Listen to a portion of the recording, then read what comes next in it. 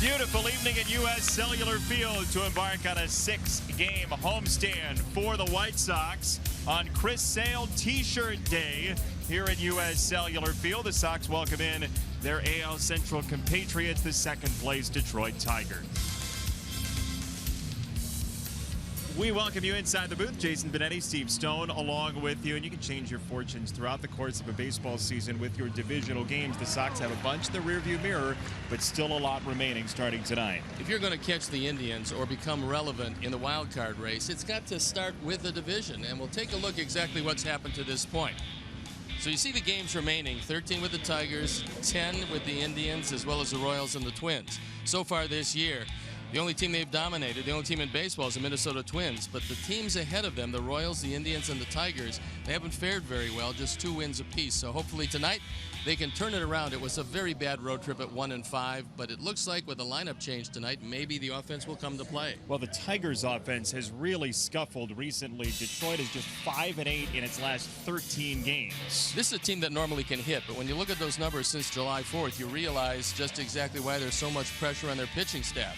They only average a little over 3 runs a game, hitting .217 as a team, and you have to worry about Miguel Cabrera, Victor Martinez. Obviously, looking at those numbers, they're not getting the job done. Normally, when they don't get it done, the team struggles, but somehow the Tigers are staying afloat.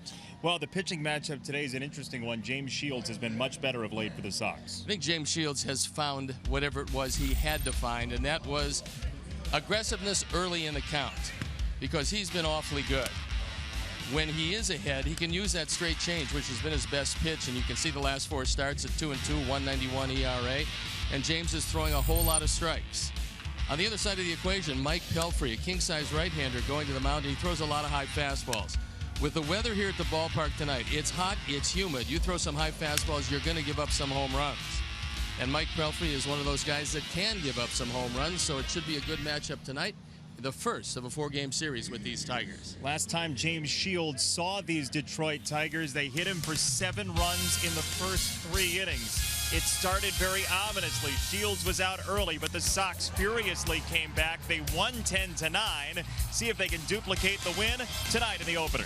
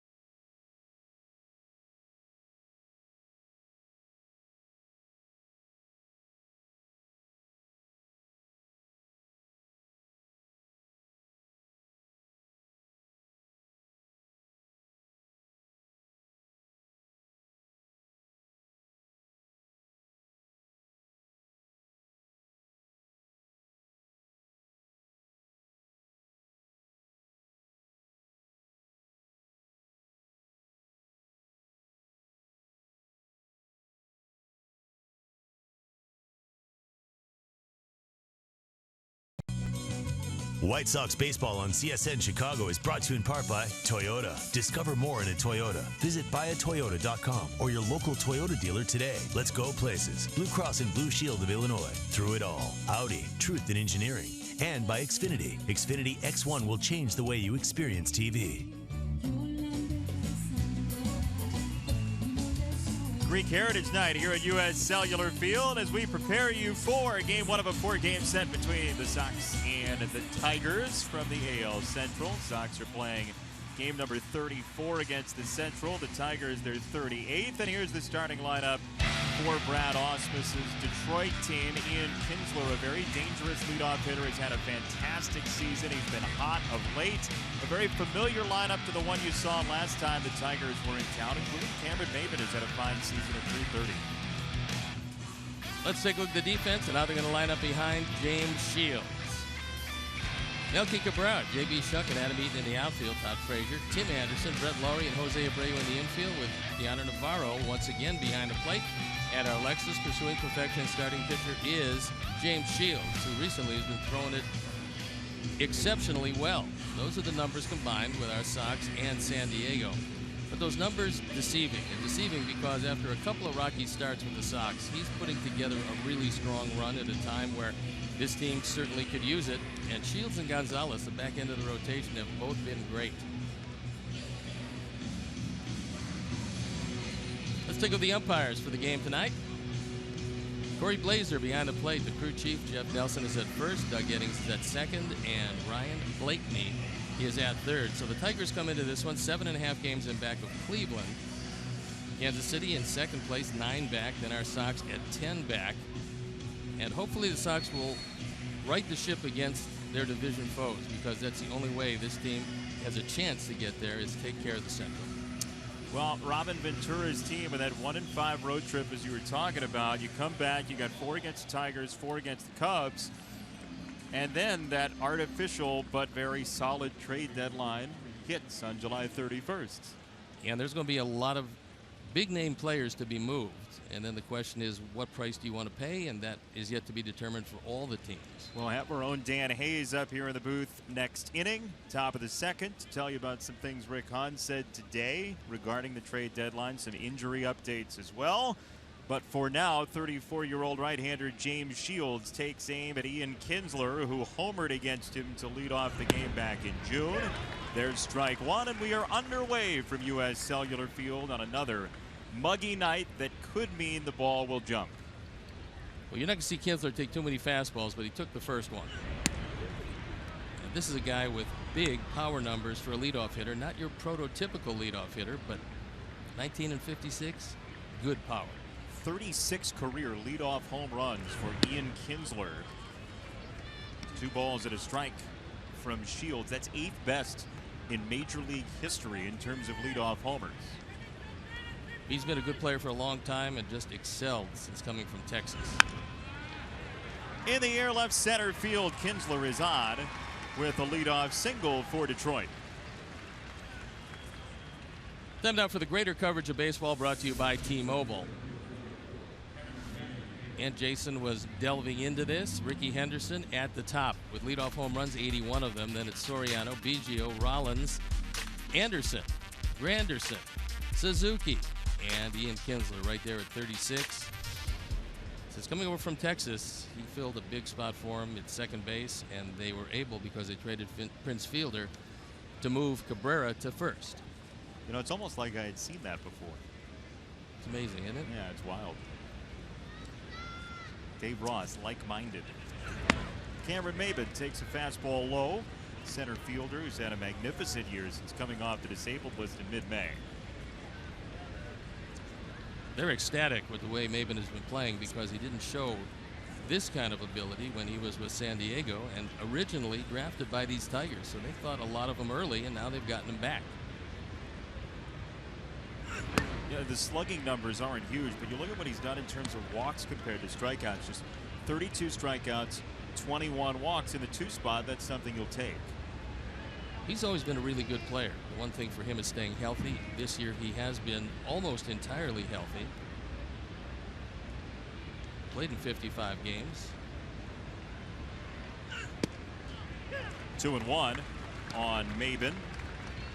Kinsler can and will run, but everybody is aware of the move that James Shields has. He's got one of the best right-handed moves to first base in the major league. So if you get careless, he can pick you off. 9 out of 12 for Kinsler in stolen bases. Second only to Maben on his team. Cameron Maben with 10 steals of his own. And then the big name bopper is coming next with Cabrera and Martinez, though Victor Martinez has scuffled lately. Tough to run too much in front of those guys. You want to see him come to bat in the first inning if you can. On the ground, Frazier on the backhand side gets one out at second base. Score at 5-4. Kinsler wiped away. Maben replaces him. Good concentration on the part of Todd Frazier, because when this ball kicked up in the air, your tendency is to think about going to first base. But when he came up with it, he knew he had some time. And they had plenty of time to cut down Kinsler. No thought of a double play, so it turns into a pretty good play, cutting down the lead runner. One down for Miguel Cabrera, who's got 8 hits so far against the Sox this year, half of which have been doubles.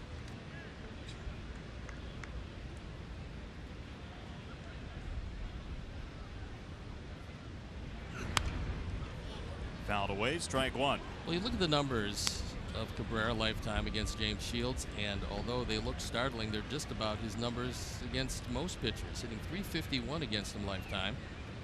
He has hit a couple of home runs. And there you look at the numbers. So Cabrera, who is as good a hitter as has come along in a long time in all of baseball, both leagues included, he's still pretty good when he's healthy. He's had a lot of leg problems. Smash to left for Cabrera. It's a single moving Maben to second. 2 on for Victor Martinez. You can't roll anything in the middle of the plate to Cabrera and expect to get away with it. This is a curveball and it just stays there. Our Honda pitch tracks shows you it has the middle of the plate. It has some spin but very little break. And Cabrera takes advantage of it. Fortunately, it was hit so hard and pretty much in the vicinity of Melky that Maben couldn't go to third. Very notable tonight for the Tigers, with the heat as it is, and James Shields being somebody who throws some fly balls. The Tigers have the 5th highest fly ball to ground ball ratio in Major League Baseball. So, said another way, the Tigers hit the 5th most fly balls as compared to everything else in baseball. Well, you take a look at this lineup and you realize Kinsler is a home run hitter, Cabrera a home run hitter, Martinez, when healthy, certainly a home run hitter, as is Castellanos, and occasionally Upton. They all have uppercut swings, so they're going to hit the ball in the air. And the fact they play in a big ballpark in Detroit doesn't diminish the power that they have, because they've got a lot of it. 10+ homers all over this lineup. Martinez with 17 of them. Castellanos 17 as well on deck. 2-0 on Victor Martinez, who just finished up a 2-for-22 homestand for the Tigers. You can get him to hit the ball on the ground. He is as inviting a double play target as there is in baseball. He's had serious leg problems. He just doesn't run very well these days.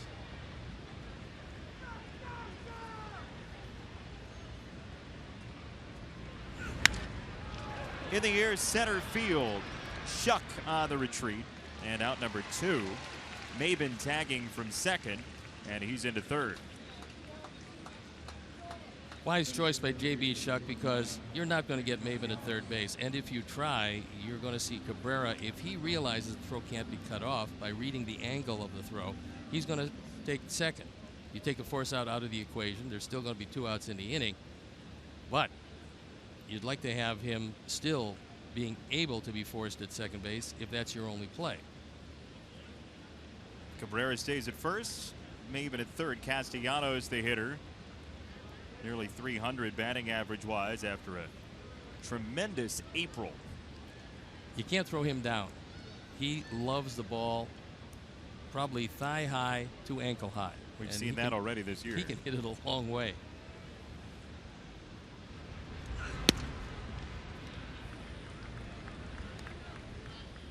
2 out of 5 first pitch strikes for Shields through 14 pitches and 5 batters. That last start for James Shields, 8-inning complete game, the loss to the Angels and Shoemaker. You can't throw any better than he threw.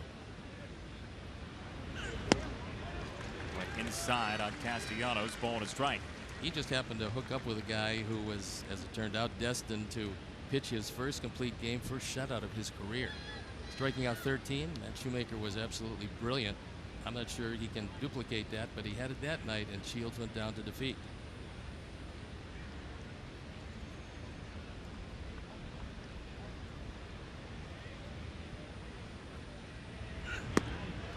Swinging strike, 1-2 on Castellanos.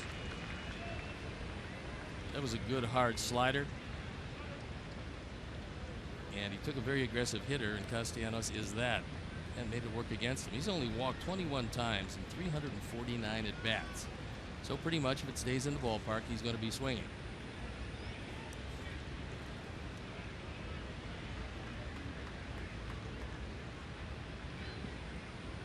One and two on Castellanos. Cabrera at first, Maven at third, and time called. Castellanos has had a very fine season against right-handed pitching. Look at the numbers. He is plus 100 against righties as compared to lefties. You see a lot more righties. That probably has something to do with it. When you talk to hitters, I mean, obviously that platoon system has worked a lot. But when you talk to right-hand hitters, they will tell you, almost without exception, they're going to hit right-handers better than they hit left-handers because they see more of them. And you get used to sliders going away from you. Left-handers bury that back foot slider down and into a right-hand hitter, and nobody really does anything with it except yank it foul when they make contact. Shields has pitched him low the entire at bat. 2-2. That's down 3-2.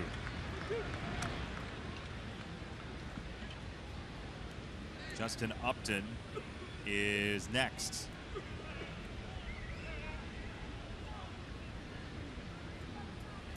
Tigers come in with the 8th best batting average in baseball at 265, even with the difficulty the last 13 games we told you about.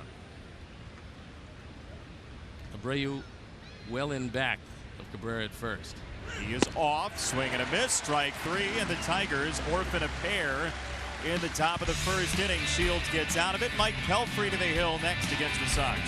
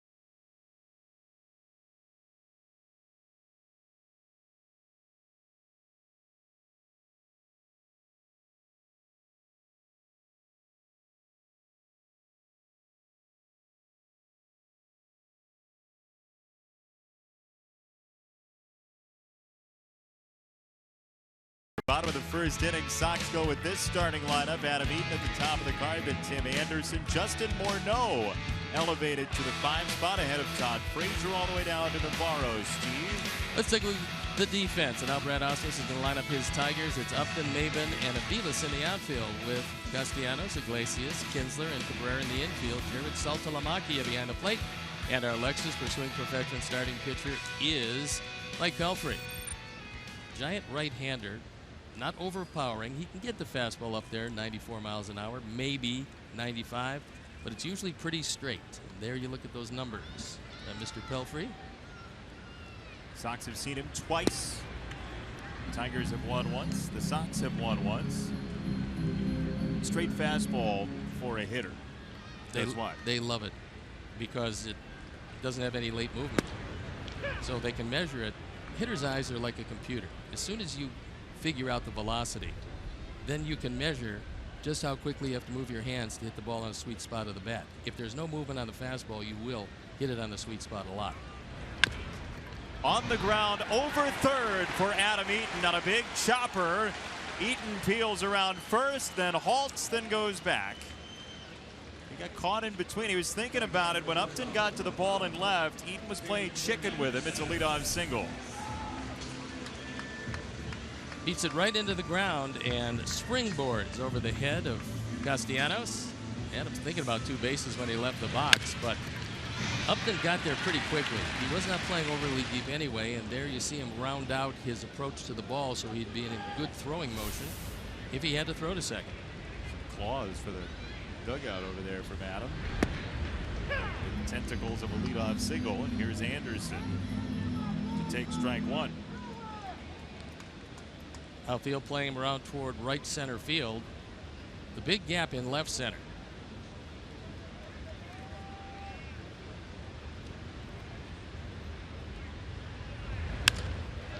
Anderson the opposite way, and Foul, you've talked a lot about how many sliders Tim Anderson has seen from opposing pitchers since he's come up. Pelfrey only throws a slider about 10% of the time this year. Well, he's going to work on his curveball to him, and probably when he throws a fastball, it's going to be face high. Without overwhelming stuff, Pelfrey has to change eye levels. If he doesn't do that, then he's going to be in for a short night.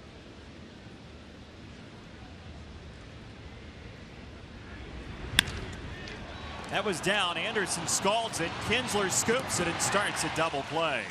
Well done by Ian Kinsler to turn two.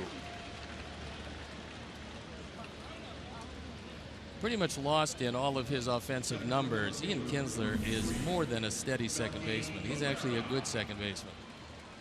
Iglesias coming across the bag, no chance to get a piece of him, and he's got a very strong arm. Doesn't really need it on that play as Anderson hits the ball well, but grounds into two.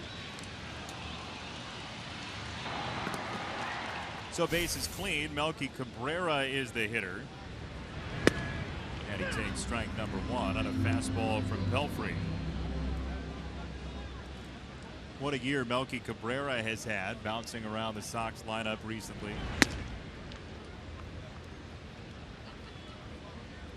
He's got 4 hits and 12 tries against the Tigers this year.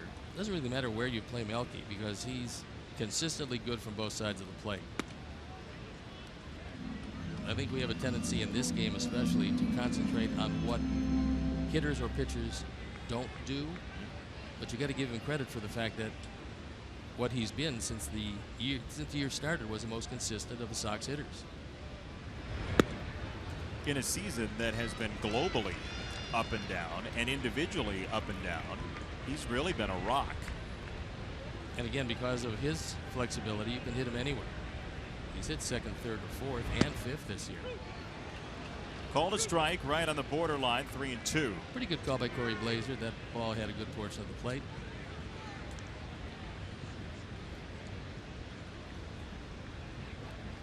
Two out, full count on Melky.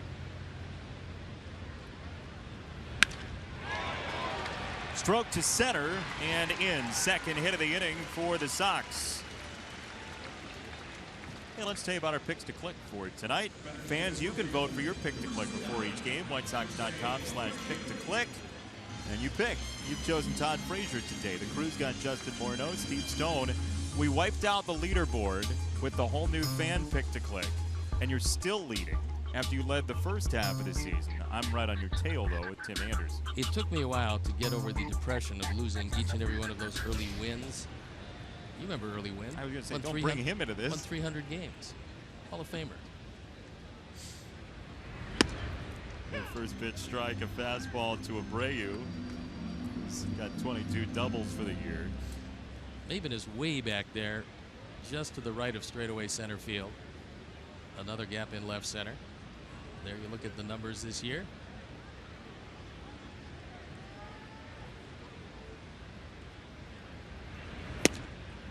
I'm glad to hear that you're doing okay after the leaderboard was zeroed out. It was fair to partly disastrous to lose all those wins. But it's a long season. We play them one at a time, and we're going to grind them out, Pally. Your cliche machine It's malfunctioning? in full gear. 2 strikes on Abreu. Melky at first. And that's low it in. Ball and 2 strikes on Jose. Yeah, he's on pace for 90 RBIs, but you look at the numbers his first 2 years and how consistent they were together.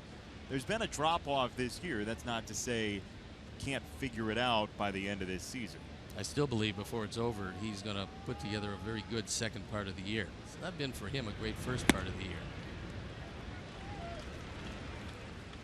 Pitchers have been very consistent on how they've attacked him.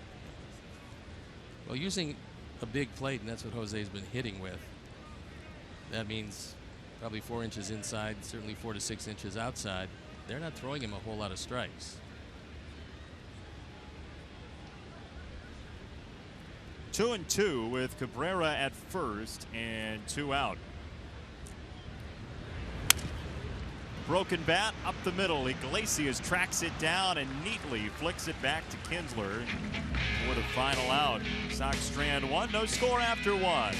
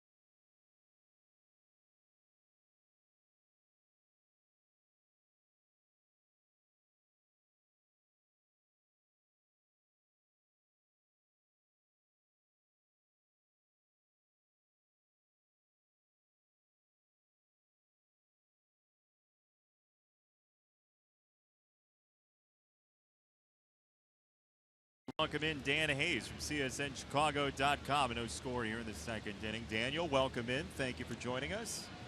Lots to cover today. You have a lot. Why don't we just dive right into it? Enough Sure. with the pleasantries, okay? Thanks for coming, but what do you got for us? Yeah, a lot of injury news. Carlos Rodon, side session tomorrow. He is making progress.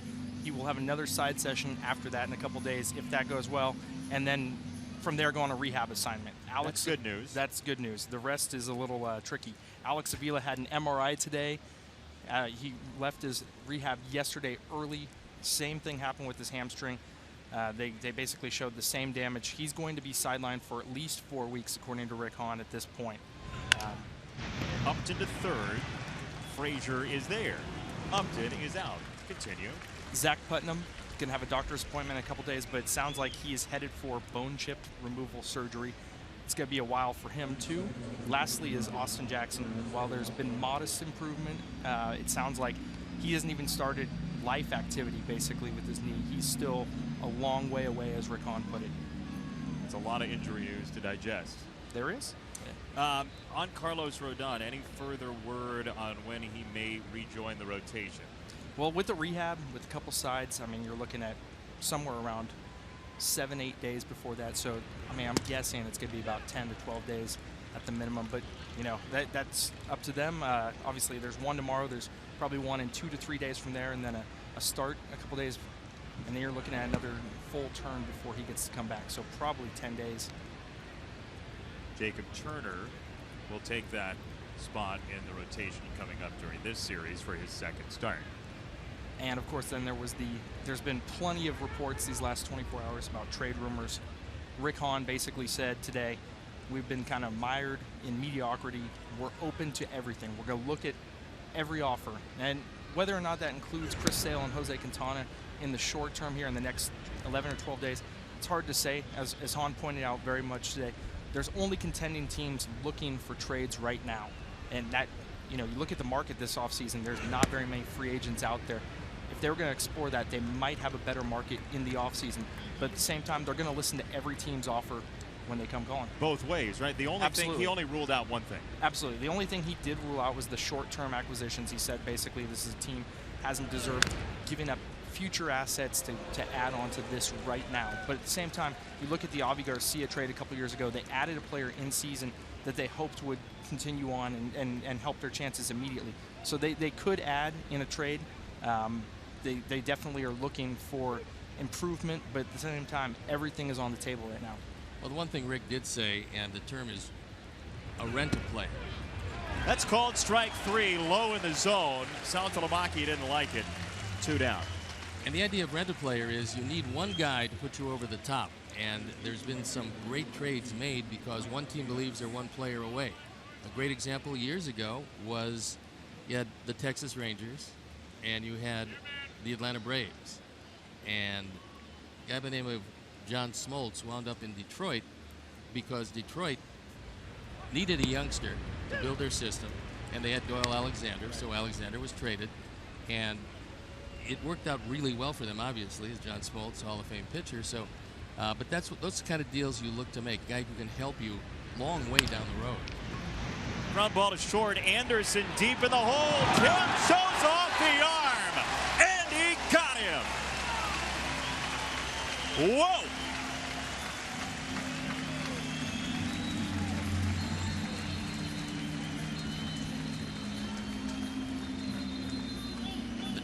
They're going to take a look at it and see, but it was a spectacular play, and it doesn't really diminish the effort depending on what the call says. It looks to me like the ball is in the glove an eyelash more quickly than he was able to get there, and so to me it's inning over. There she is. Through the magic of replay, Dan Hayes, thanks for stopping by. Thanks for having me. Appreciate it. Great stuff. 1, 2, 3 inning for Shields. Bottom 2 next.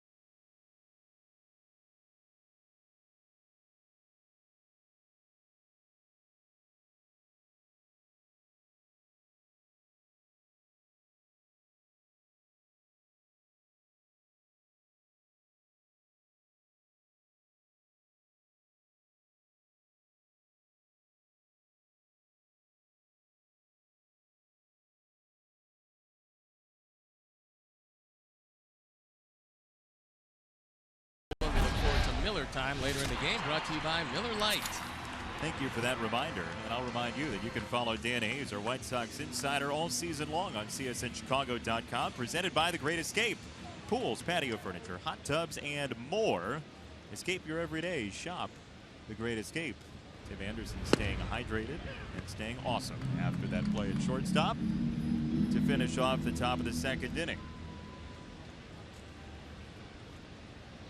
You hear the word athlete thrown around quite a bit about players, and Tim Anderson has shown the carryover between basketball to baseball that he has very openly talked about. Well, certainly if you're going to be a good basketball player, you better have good footwork. The same thing holds true with middle infielders especially, because you have to be, if not a ballerina, close to it around the bag to make sure that you're able to catch the ball, locate the bag, make the throw to first base. And Anderson does it pretty well. He's got a long way to go, but he's doing it pretty well. Here's our Xfinity high-speed action replay. And Aviles thinks he's got a base hit. It's in the hole, but they used to call it a jump pass, going up in the air. It shows you how strong his arm really is, because he went up in the air and got plenty on it to nip Aviles at first base. It's a foul ball from Morneau. In basketball, they teach the point guard to always keep his feet and not get caught in the air. In baseball, you're only going one place, so you're fine to go vertical and then pass. Well, what happens is you don't have time to stop, plant, and throw, so you try to get as much as you can on the ball. In this case, helps to have a very strong arm, and Tim's got one of those. 2-2, and Morneau sprays it foul again. Pelfrey has tried to throw a splitter, and he makes an attempt at it. It's mostly turned into a straight change, and we'll see the results of it as we move along, because that's his premier weapon to left-hand hitters. That ball stayed up and off of Pelfrey. Castellanos has no play. Morneau is safe at first.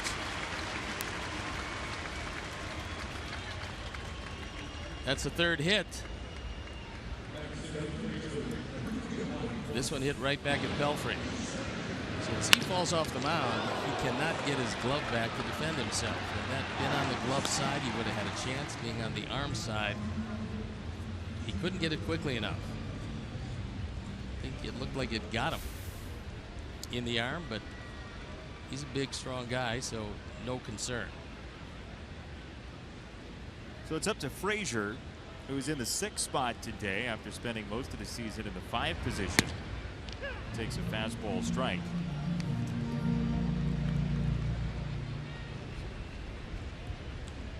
This lineup has been movable since after the All-Star break. We saw Melky Cabrera in the 2 spot during the road trip, with Tim Anderson getting a day off. I think Rob is just looking for a consistent combination to put some runs up, and Pelfrey throws a lot of ground ball double plays.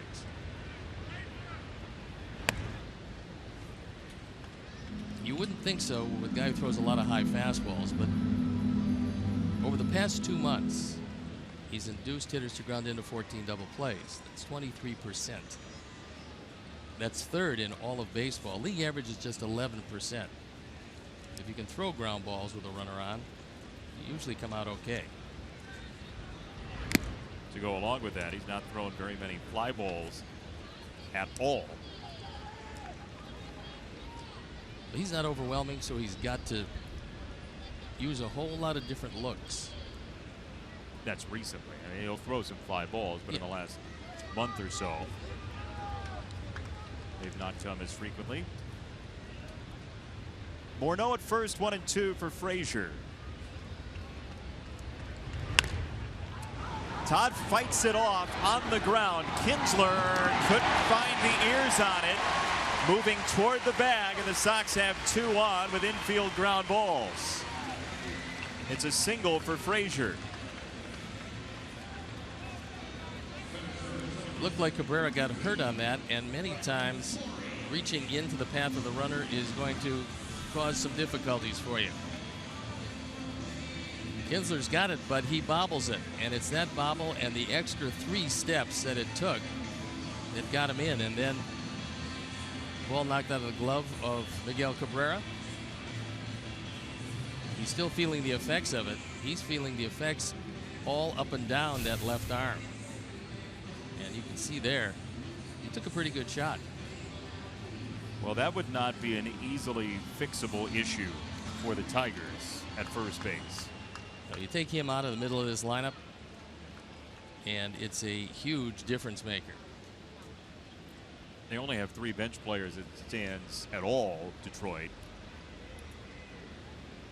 Here is Laurie with 2 on. And he fouls it away.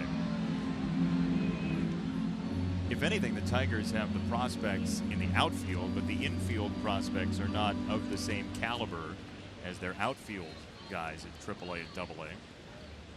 No, and if they were to entertain the idea of losing Miguel Cabrera for any length of time, you just can't replace him. Not for what he means to this team.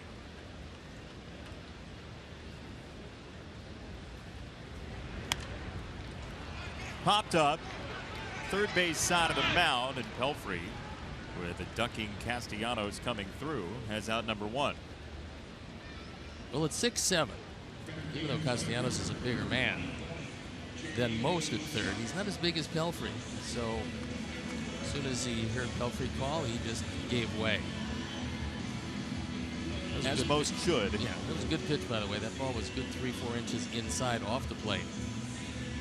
And he got the pop-up. Well, here's J.B. Shuck. 2 on, 1 out.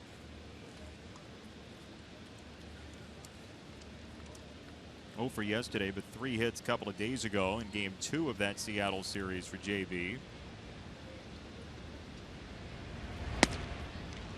Takes ball 1 high on a fastball from Pelfrey. Those 3 hits on Tuesday tied a career high for J.B. Shuck. He's done it 11 times, the 3 hits. Trying to drive in a run, our first run of the game here in the 2nd inning.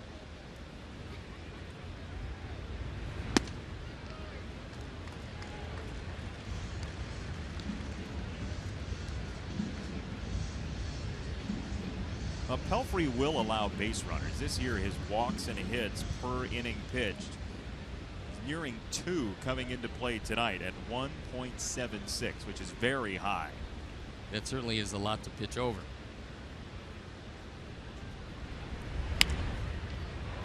Bloop to shortstop. Iglesias is there. So twice he used the upper part of the strike zone to get 2 pop-ups. That goes against what he's been doing all year, but he used it very effectively here to Lowry and Shuck. Take a look at the Honda pitch tracks. It's a high fastball at 94. It's hard to get up over the top of those, and Shuck wasn't able to. Leaving runners at first and second, and 2 out for Navarro, who has really had to take hold of that playing time behind the plate with the injury to Alex Avila. And you heard Dan Hayes say that it's likely August now before Alex comes back behind the plate.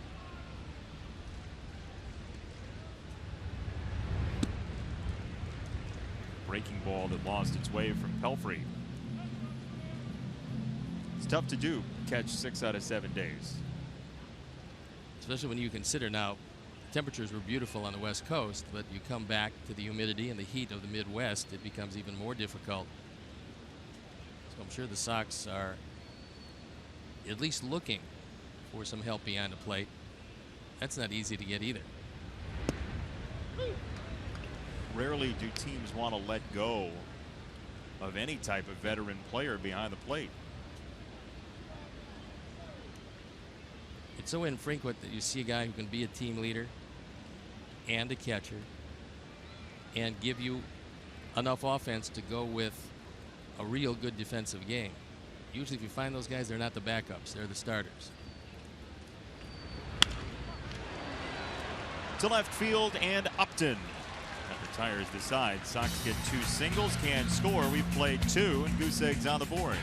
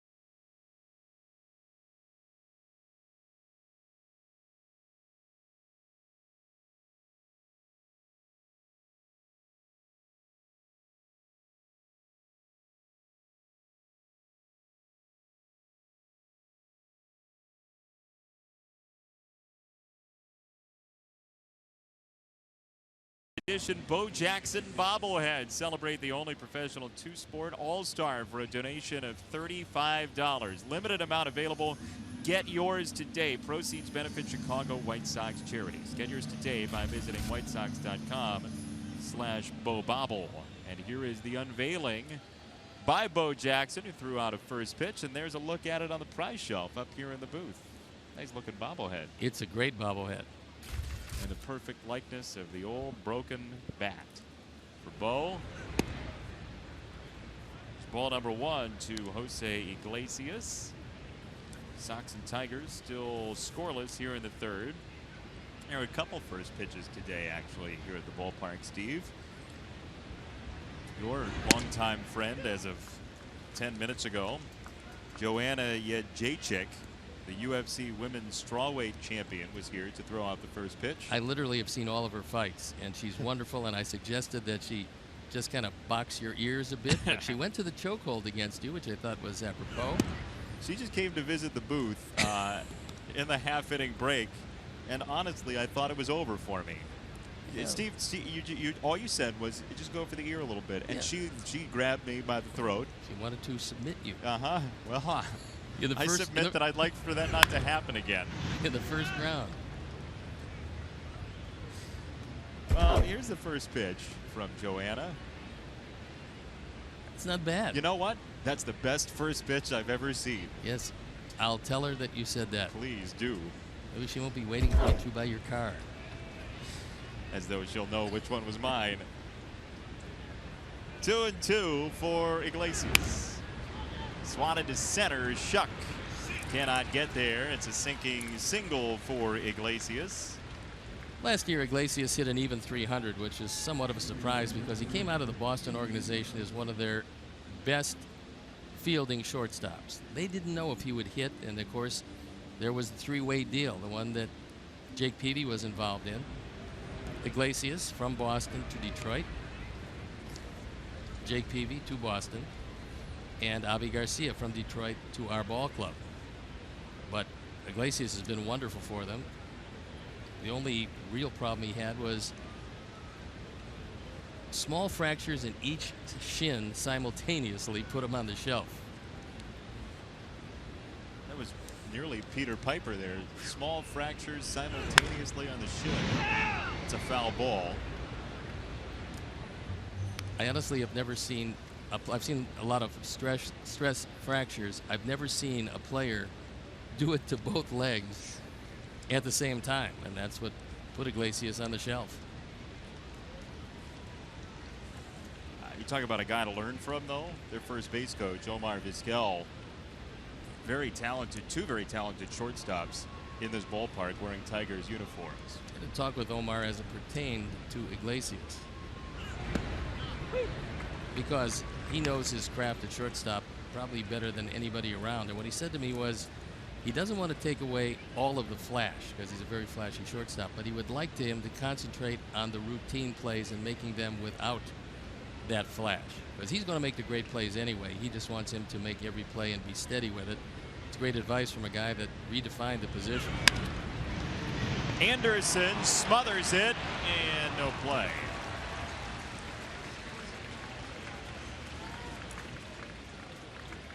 Tim did the best he could do. He kept the ball out of left field, and I don't believe that Iglesias was going to be able to go to third anyway, not with the arm of Melky. But a big effort.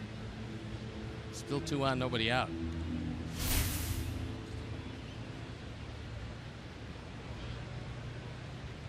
I've always told you it's a game of adjustment. Hey, yes, sir. Here is Maben, who bounced out to third in the first. Tigers trying to rearrange the scoreboard here in the third in a scoreless draw.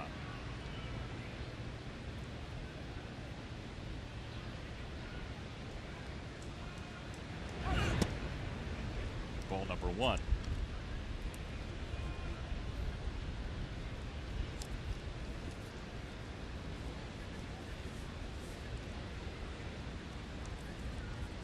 .37 pitches through 10 batters, now the 11th in Maben. He's got one sacrifice. He's grounded into 5 double plays, so he's not used to bunting.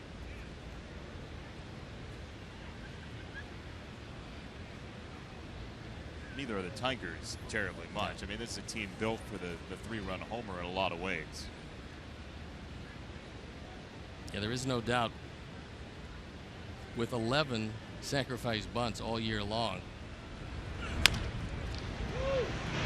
Frazier gets rid of it to first. This season has gone as such that when you see a ground ball in that scenario, you just think triple play. Sox get 1, runners at second and third. Might have had a chance for a double play, although it was slow developing and Maben runs well. But after the bobble, he goes to first, gets him by a full step. The runners move up to second and third. There's Iglesias knowing it's in the infield, so he can't go anywhere. Now here's the dilemma. You've got first base open and one of the league's greatest hitters up. The Sox have intentionally walked Miguel Cabrera 3 times already this year. That's been later in games. This is a line drive to Laurie, and the Cabrera issue turns into a double play. The Tigers will look at this. Terrific play by Laurie. I thought that he had gotten back. They're going to take a look at it, and hopefully it is a double play out of the inning, but we'll wait and see. It's hit awfully hard. Brett back to second base. I think he's safe. But the field call was out. I'll tell you what, it's closer on replay than I thought real time.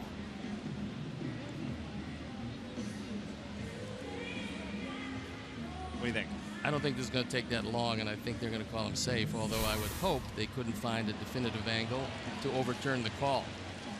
It has officially been challenged by Brad Ausmus, the Tigers. It might be one of those calls where whatever the call was on the field, that's how it stands. But we'll see what they see in New York.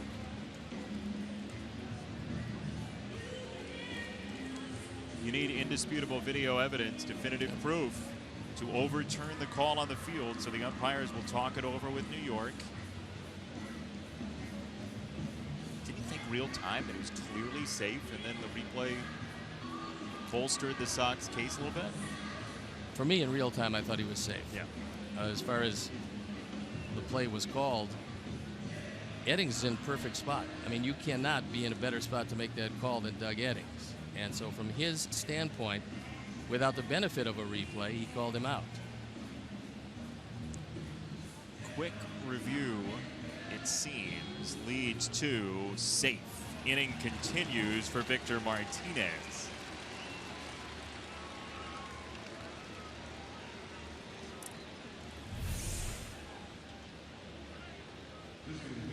You watch a foot in, and the foot was in right there before the ball stuck in the glove. So although Eddings did have a good angle, he didn't make the correct call, but they did, at the end of the replay, get it right. And now they're going to walk Victor, which is a wise thing to do, regardless of what happens with Castellanos. Victor Martinez has been one of the better clutch hitters in all of baseball for a number of years.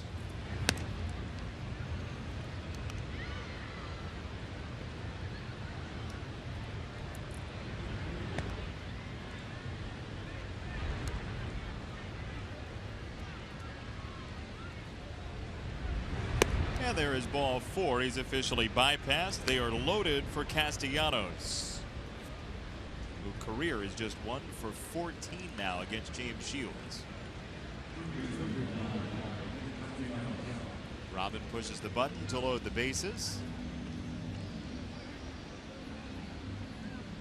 And there is the young third baseman for the Tigers. Look at those numbers with the bases loaded. 382, a couple of grand slams. But regardless of the resolution of this at bat, you can only evaluate a move when it happened. I thought it was a good move. Now it's up to James to retire Castellanos and out of the inning. Ball 1 in the dirt.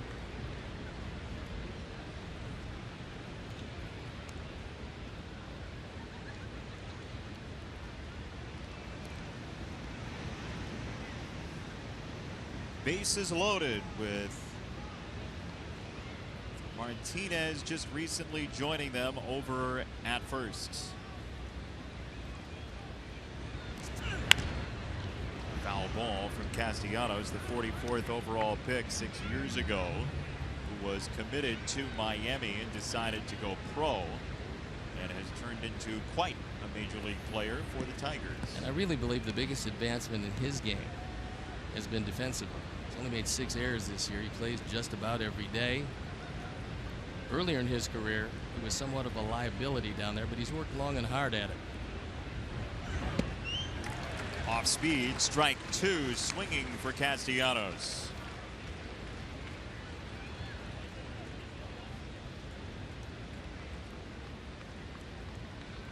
If you're Shields, where do you go here on 1 and 2 against Castellanos?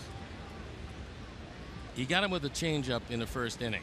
I think a changeup down and out of the strike zone will get an over anxious Castellanos, and he'll get him swinging. There it was. He got a piece. Got a piece of the ball. The ball got a piece of him as he's trying to walk it off. Castellanos with that walk in the first inning has spanned 90 times this year. So it's a changeup. Catches him off. Looked to be the left calf, or just barely, maybe the left shin.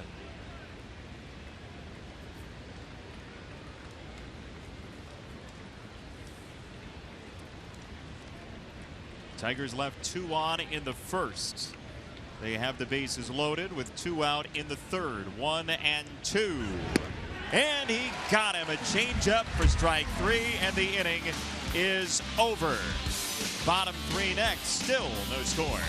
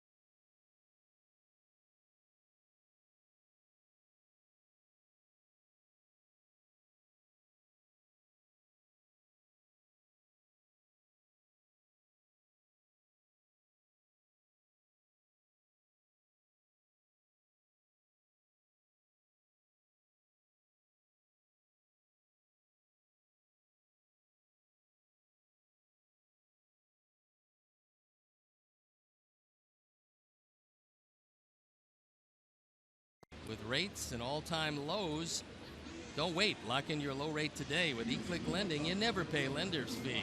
Point, click, save. eClick Lending. Sounds easy. It is easy. Just point, click, save. Oh, and rates have never been lower. Ever? Not in the history of man. So, here we go. Bottom 3, top of the card for the Sox. Human segue, Steve Stone. Eaton is 1 for 1 with a chopper single to left in his first at bat tonight. And he takes off speed low for ball 1 from Pelfrey, the Wichita, Kansas native.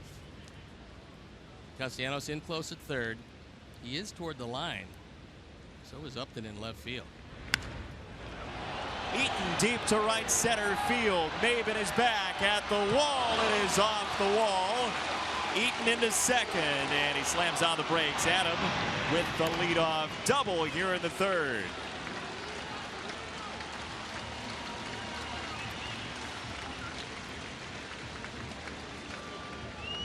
'17th double, and that ball almost snuck out of here. Pelfrey threw a straight change, and it didn't do anything. And Adam took advantage. Maben ran back as far as he could. This ball drifting with the wind, which is picked up, hits the middle of National Rent-A-Car. You can pick out any car you want. Adam in at second. Adam nearly picked out his then Major League leading 8th triple of the year. He's just one back of the Major League lead with 7 of them. And he bypassed the counter. Here's Anderson, who grounded into a double play in the first.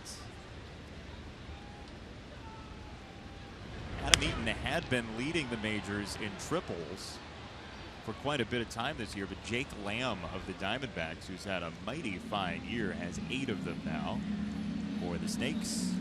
He was a guy who I felt in the final voting for the final 5 players, I wanted the fans to elect him because of the year he's had with a ball club that has not been all that good, but Lamb has been terrific, and those numbers would help illustrate that.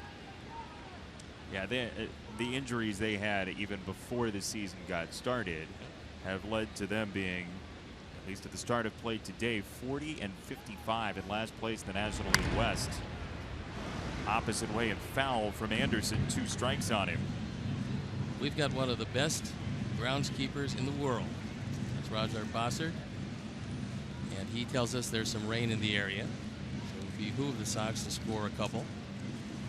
Don't know when it's going to get here, but do know that Roger knows more about the sod and the fields than you and I know about everything. That's pretty clear. He's a sod maven. No. Unbelievable. We need to get the Sod Father and the Todd Father together. Especially on Father's Day, that would be nice. Boy, it has been sticky all day long, and no relief in sight tomorrow, it seems. A hot weekend here in Chicago. By the way, if you're looking ahead to that Cubs series, which you very well might be doing Monday, Tuesday, there has been a game time change for that Tuesday game. It's been moved up an hour to 6:10 rather than 7:10 on Tuesday in game 2 of that series.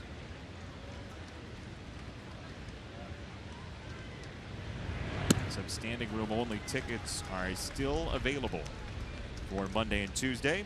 Yeah, a lot of fans wanted to know if they could still get some seats, and you can come in the ballpark. The seats are just about gone, but there is standing room available. Stand in the booth. You So pay a we do that. premium. Right. To you. I'm not in charge of that Monday and Tuesday. 2-2 for Anderson. Big chopper, first base side over the head of Cabrera down the line. Anderson drives in, Eaton the Sox lead first tonight, 1-0.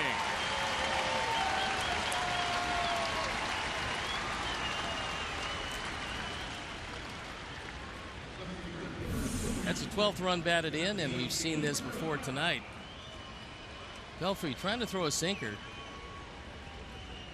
Anderson hits the top of the ball, and that gave it the trampoline effect in front of home plate. Good job by Michael Vilas of getting to this ball, because it looked like it was going to be a double as soon as it got over Cabrera's head. But he got to it quickly. A very aggressive turn by Tim Anderson, but he thought twice.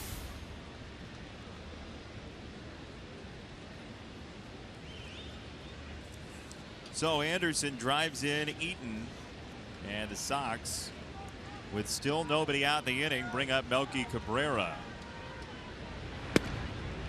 Fastball a strike to Melky, who singled to center back in the first on a 3-2 pitch.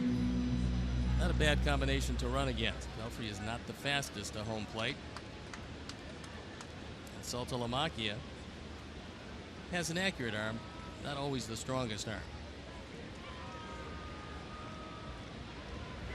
With the way Melky Cabrera makes contact, you've got a chance to put something in the hopper here and be pretty safe. And there are the numbers for Melky the last 19. Scoring 12, driving in 10. Pretty big numbers in 19 games.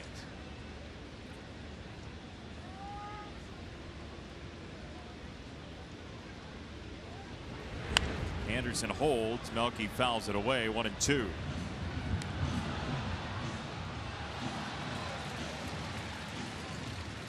How much is it Tim Anderson's decision at first, and how much is it coming from the bench?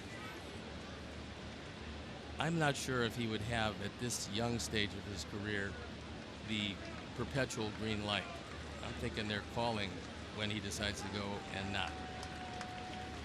You never really know, especially with speed guys, but Anderson's so young to this league. He's just playing in his 34th game overall. He's got the hitting part of it down. Hasn't stolen all that often, 3 stolen bases, but in 4 attempts, that's pretty good.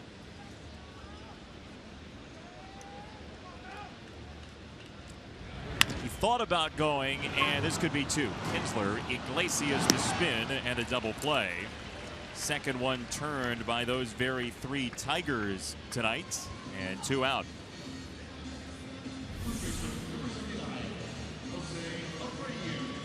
Long backhand flip, almost pulling Iglesias off the bag, but as he does a 360 spin, he takes himself out of the way of sliding Tim Anderson.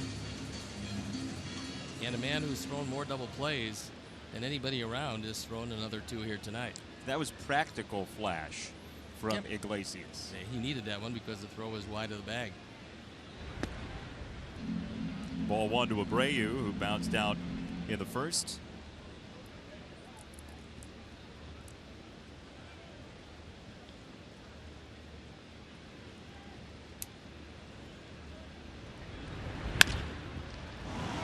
And bounces out here in the third. Kinsler beats Cabrera. Sox get a run. Eaton doubles. Anderson chases him home. 1-0.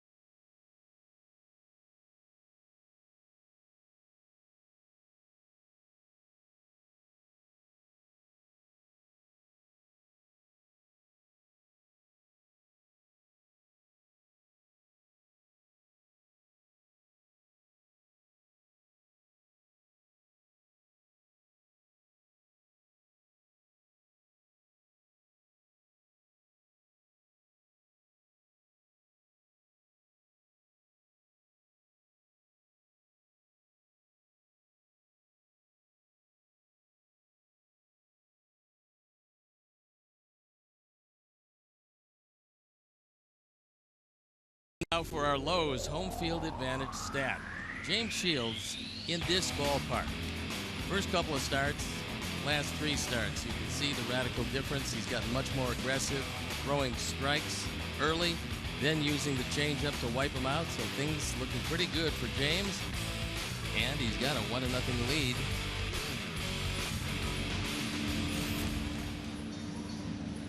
And substitution for the Sox. Tyler Saladino has come in to play second base for the Sox. That is your only change. So Saladino is in, Laurie is out, and Lemonades are in. And if we find out exactly why that is, we certainly will let you know. Tyler coming off a pretty big game.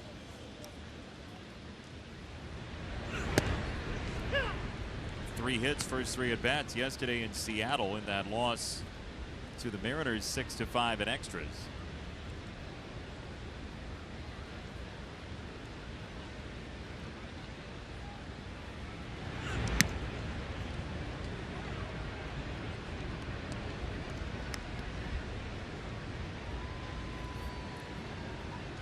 Upton 3 straight years, at least 50 extra base hits, while the average is down this year. He does have 19 doubles and 10 homers to go along with a triple for the Tigers.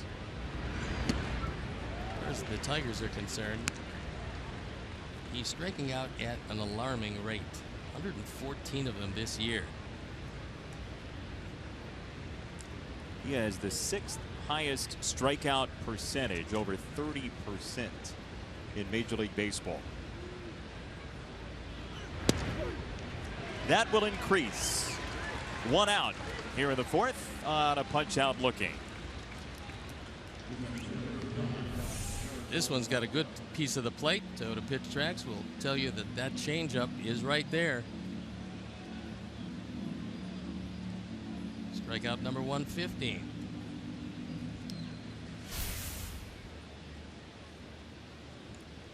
One down for Saltalamacchia, who struck out looking in the 2nd inning.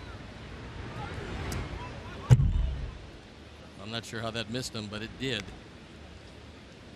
Very spry catcher, not anchored down by the amount of letters on his back.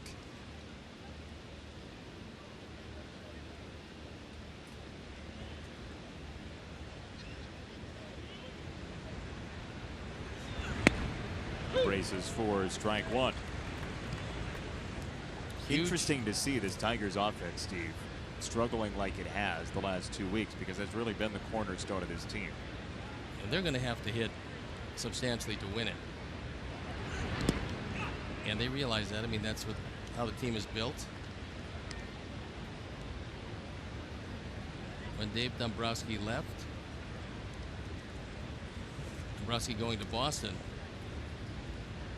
he left it in the hands of Al Avila. That is the father of our Alex Avila. And Avila had been the right-hand man of Dave Dombrowski for quite some time. So he knows his business, and he realizes that they got enough offense. The question is always with them out of the pen and the back end of the rotation. And they've struggled with injuries as well for their starting rotation. The injuries to Norris and Zimmerman. Jordan Zimmerman starting that comeback trail to get back into the rotation. Spent big money on him. He's a quality pitcher. Out to center field. Shuck on the run. JB is there at the warning track for round number 2. Celebrate the holidays in the middle of summer with Christmas in July tomorrow at 7:10 p.m. Steve Stone. Purchase a specially priced game ticket and get a voucher for a White Sox Santa hat. You look good in that. Also, stay for the post-game fireworks set to Christmas music. Purchase this ticket package. Visit whitesox.com/Xmas. What do you want for Christmas, little one? Huh? More hair. You no longer are allowed to speak for the kids on our screen. There's a moratorium. Strike 1 to Aviles. Was that for you or for the kid? Both. If you're listening, Santa, both of us. 2 strikes from Shields. Aviles will use right and right center field quite a bit. There you look at the numbers against James Shields. A couple of home runs. And 270 batting average. Not too bad. Shot to right field toward the corner. Foul ball. That would have been the prototypical Mike Aviles base hit. But fortunately, it landed on the right side of the line, which is the foul side. And a Tiger fan comes away with the ball.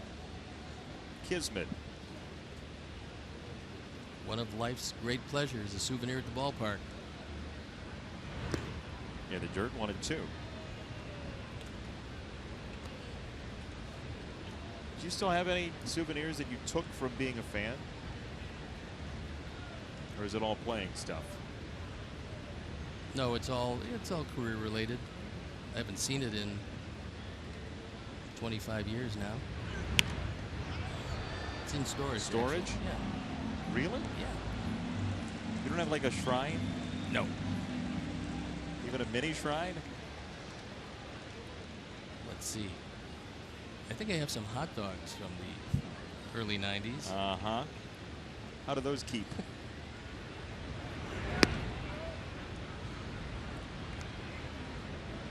Two and two on Aviles. 4 singles given up by James. 1 intentional walk, and then he struck out Castellanos to get out of a jam. Breaking ball topped foul. Dave Clark, third base coach. A really good pinch hitter. And Dave, a terrific guy.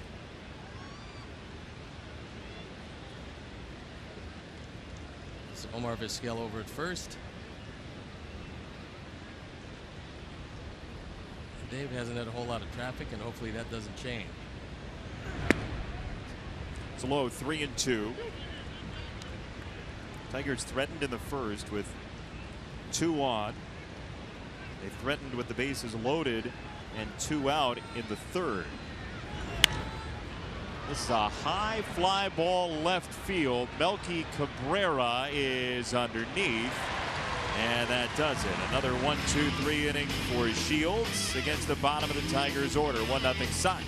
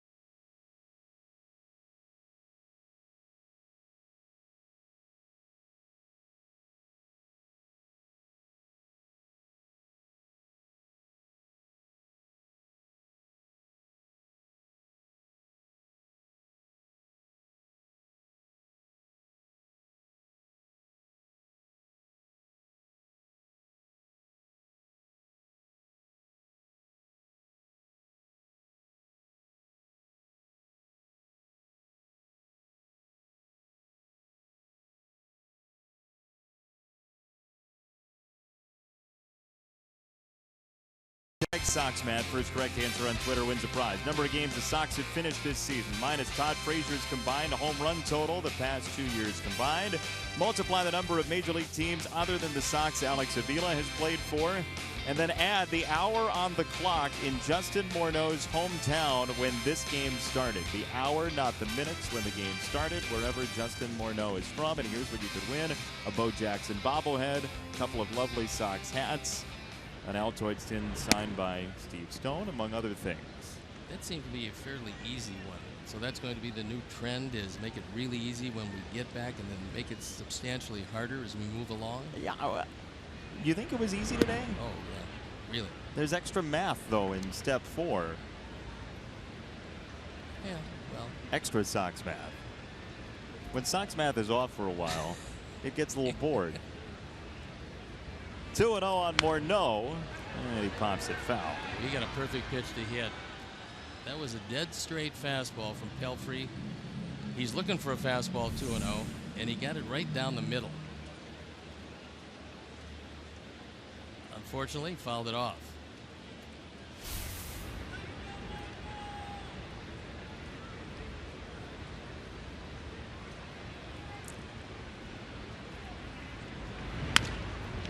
Wrapped to second, Ian Kinsler floats out number 1 to Cabrera. I'd like to welcome all of our viewers watching tonight on Dish Network. Hi, Dish Network.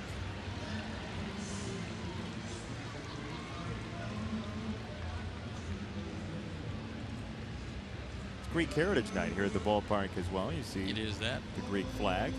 You been to Greece? I have not. I haven't either. I plan to go there right after I come back from Mozambique. Yeah. Your travel plans are interesting, huh? Yeah. Yeah. Is Mozambique first on the list? That's the place that I aspired to. Somebody just pulled that for their radio show. It's inside on Frazier. Last 17, he's been pretty good, and the long ball has been ever present. 7 home runs, 15 driven in. Slugging percentage way up there, and batting average a whole lot better than it's been.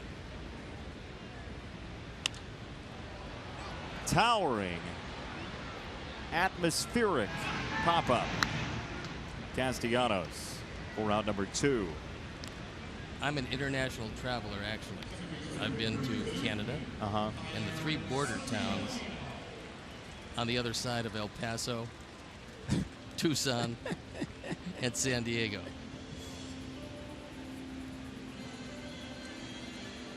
You know, that's great. I mean, what, every 15 years or so you go to a different border town? Yeah, pretty much. You're consistent. 2 out for Saladino, in for Laurie, who left the game defensively. Tyler came in at the top of this inning. Still haven't gotten a word about his exit, but we will anticipate that we will hear something. Bouncer right of the mound, Pelfrey. The momentum carries him home.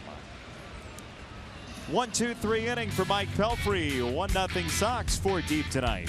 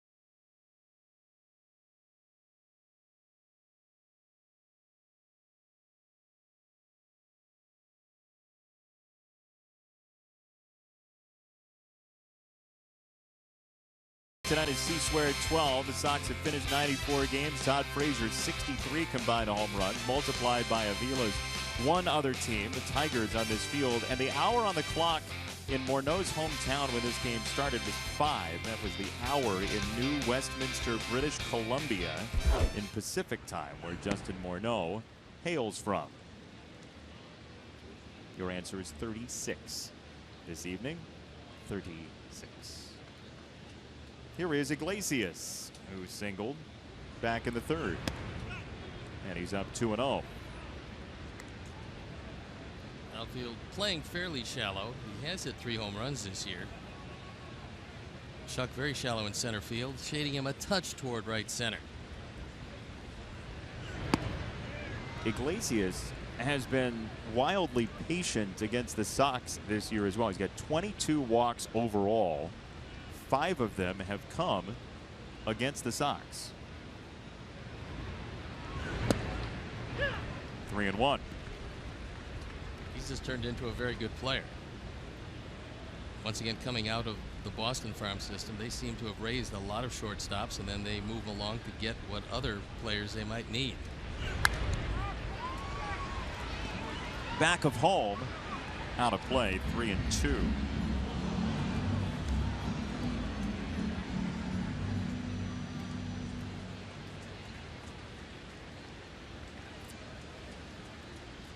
Well, the question on Iglesias was, how's he going to hit? Initially coming up through the Red Sox system, he was a 300 hitter last year. That was well out of character for him, however. Slice to right center. Shuck. One down. Playing him perfectly. They were playing him as an off-field hitter. That's exactly where the ball wound up, and JB ran it down. Let's take a look at it from our high home camera. Good break by JB. Was shading him that way anyway, and that one stayed up a while.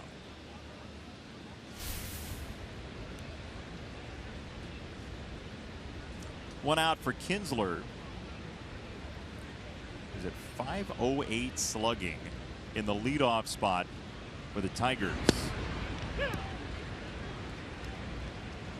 His wins above replacement, according to Fangraphs, there are a couple wins above replacement, but it's a measure of how well you do compared to who they could replace you with. He's at 3.3 for the year. That's 21st. So by that metric, he's the 21st best player in Major League Baseball, position player wise. You'd never be 21st in my heart, though, Steve Scone. Major League's 21st for wins above replacement, pretty strong, because when you get to the point where it's above 5, you're looking at an all-star caliber player. The higher you get, obviously, you get into the superstar category that Miguel Cabrera finds himself in most of the time. Certainly Mike Trout is right there each and every year. But again, you get over 8 or over in wins above replacement, you are a stalwart and making a few bucks in the process. 2-2 for Kinsler. And he pops it up. No room for Navarro, about 6 rows deep.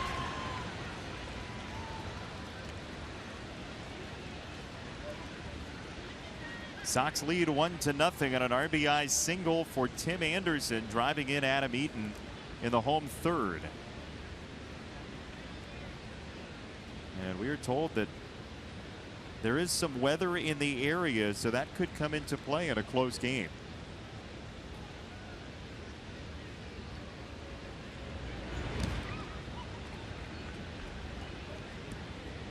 It's one of the reasons why you just as soon retire Kinsler here, to make sure you don't have to deal with Cabrera this inning.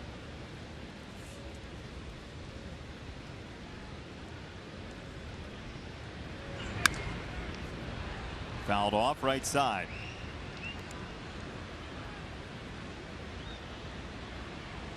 I'd like to pass along my condolences, and everyone who knows Mickey Norton gives her our condolences for the loss of her daughter Margie.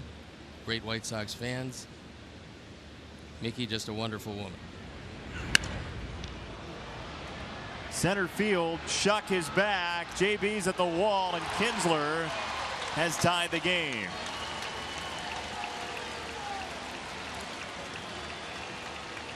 That's number 20.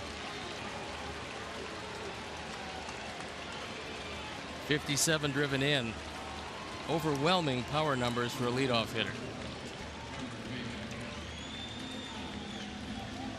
Second time he's taken Shields deep in this park this year, and Ian Kinsler is 3 for 3 tonight.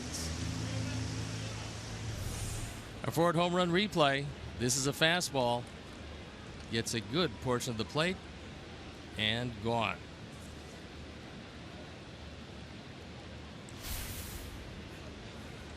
That's 19 home runs given up by James this year. Boy, what a season for Ian Kinsler in his age 34 year.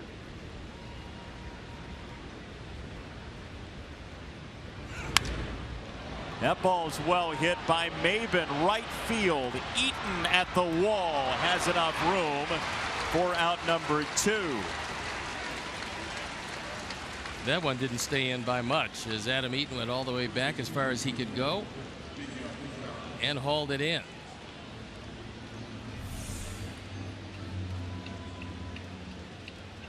This one right down the middle. And fortunately, Maben hit it about 2 feet short. And I think James Shields is surprised just how far that ball went.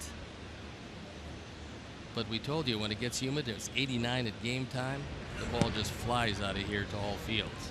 You can feel it before the game. Down on the field, even up here in the booth, the wind starts swirling, very humid. You can guess what the park's going to play like.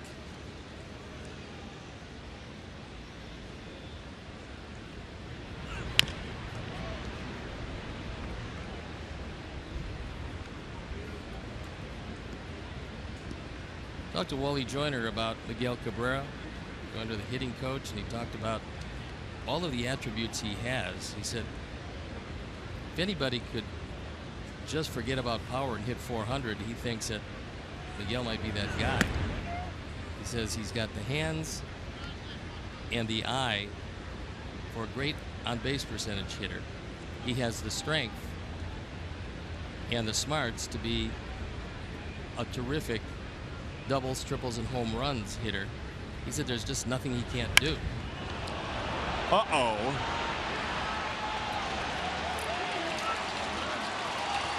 Two-1, Tigers lead on the 1,499th RBI in Miguel Cabrera's career.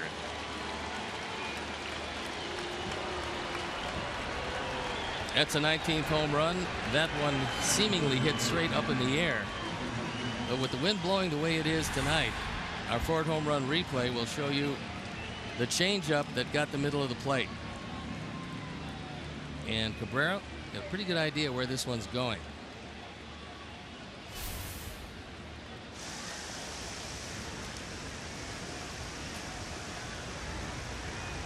Majestic home run for Cabrera. Now Victor Martinez as the Tigers have their first lead tonight.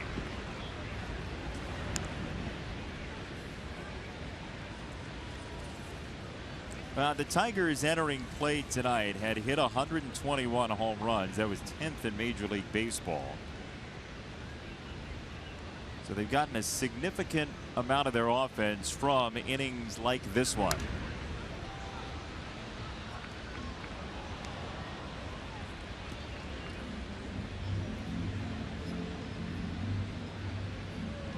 There's only 4 teams in the American League who have yet to hit 100 home runs, and unfortunately the Sox are one of the 4.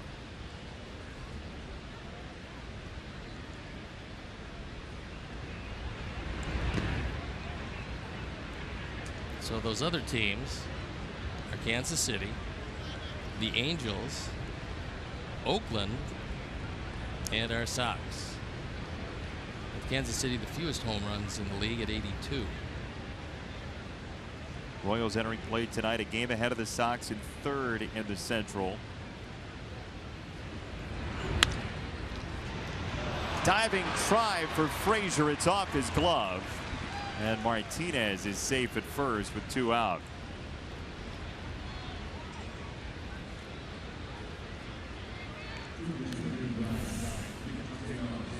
This a line drive, and a lot of managers will do this a different way. They'll overshift, and they do that a lot. That's with the defensive charts. A lot of managers will leave the shortstop at shortstop and move the third baseman into that spot, usually on the right side of first base, with the second baseman back on the outfield grass.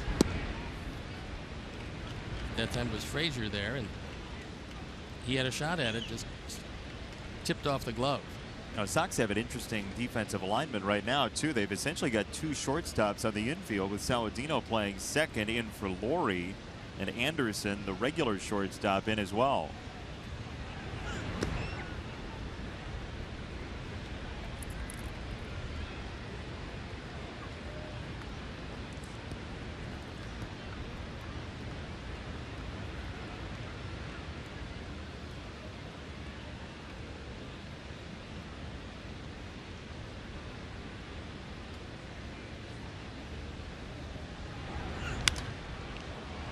in the air right field. Eaton on the trot has out number 3. Tigers hit a couple of homers. Kinsler first, Cabrera the closer. 2-1. Tigers halfway home.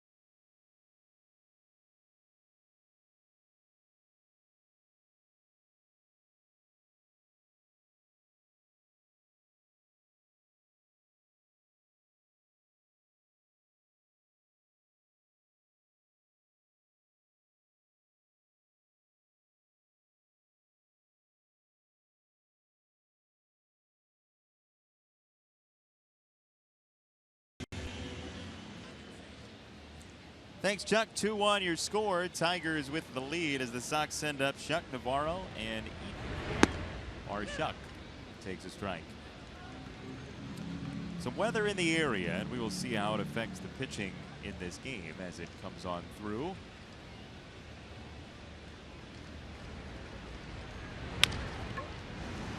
Yanked on the ground to second. Kinsler's been busy. And he gets rid of Shuck. One away. Sox fans, Monday, July 25th, 7:10 p.m. Your Chicago White Sox take on the Cubs. First 10,000 fans receive a drawstring bag presented by United Airlines. United, proud to fly the Chicago White Sox. Purchase tickets today by visiting whitesox.com or by calling 866-SOX-GAME. There's your wind that's starting to pick up, and you may be blown away if you haven't put your belongings in one of these drawstring bags. It's a good place. It's actually a very handsome bag. Yeah, you like it? Yes. There it is. We keep our prize shelf shenanigans inside the bag. Here, this is for you. Happy birthday. I appreciate that. Yeah, you're welcome. People were asking me the present that you got for me. It was a cake, but I left it here during the break, so. Is it still alive? No, it's over in the corner there. Thanks. Ice cream soup. 2 strikes on Navarro, who lined out to left field in the second inning.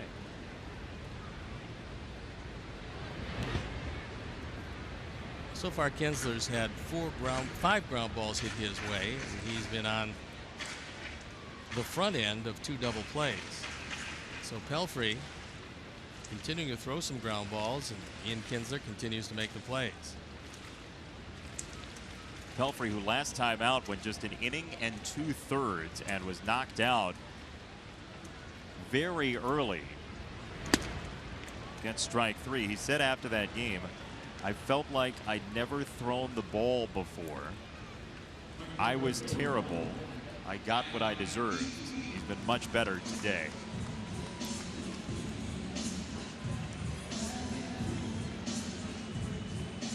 First strikeout gets him the second out of the home 5th, and here's Eaton, who's 2 for 2. Pelfrey usually gives up a lot of hits, and you can get away with that as long as you don't walk a whole lot of people. He hasn't walked anybody.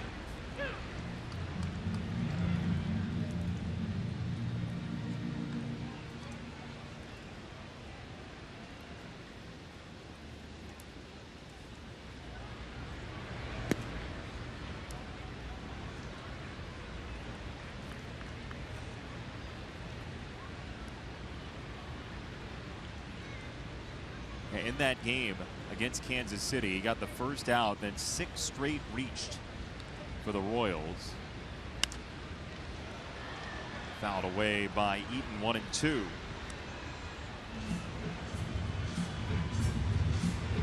Former basketball center Mike Pelfrey. There's a look at the last time out. He was initially a first-round draft pick, 9th player chosen overall by the Mets back in 2005. He was drafted before that by Tampa Bay in the 15th round, elected not to sign, and made himself a lot of money by waiting 3 years.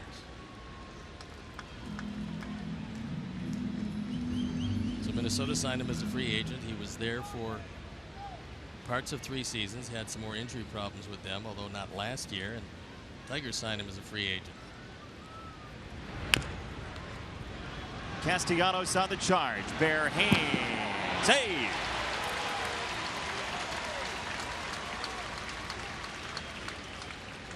Adam 3 for 3, and that's about as good a play as Castellanos can make.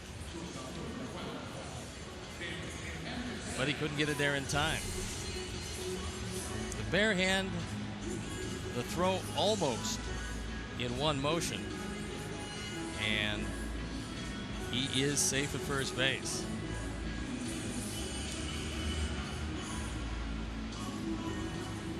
Looking for the ball in the interior of the glove, and Eaton is there. So 1 on, 2 out. Anderson, who drove in Eaton in the 3rd for the Sox lone run.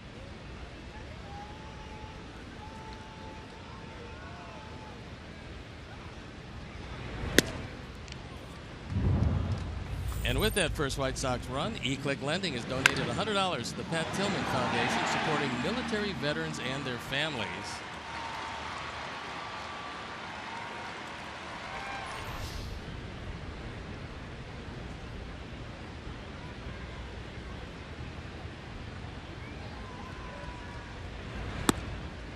Outside, ball 2 on Anderson with Melky on deck.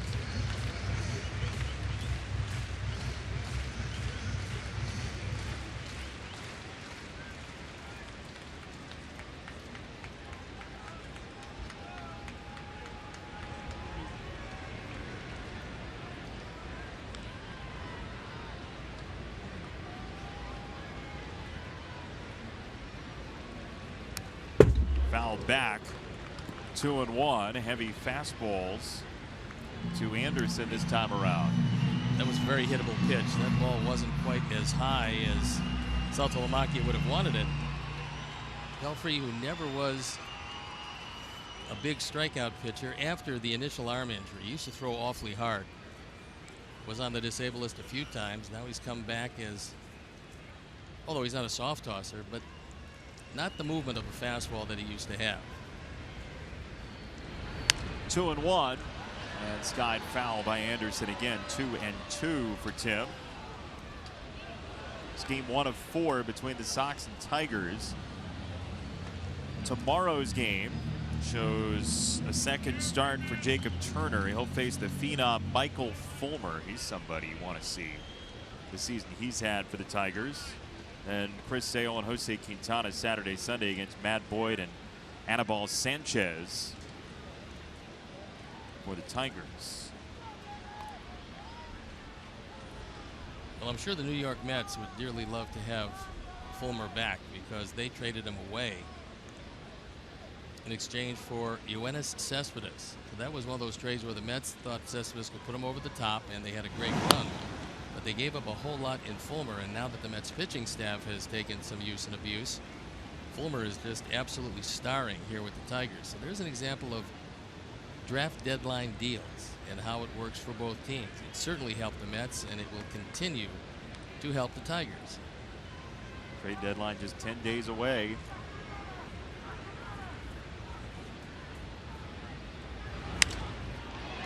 Anderson to right field. Aviles is back, and he's there in the corner for out number 3. A long ride for Anderson, and that'll do it in the 5th. 2-1 Tigers.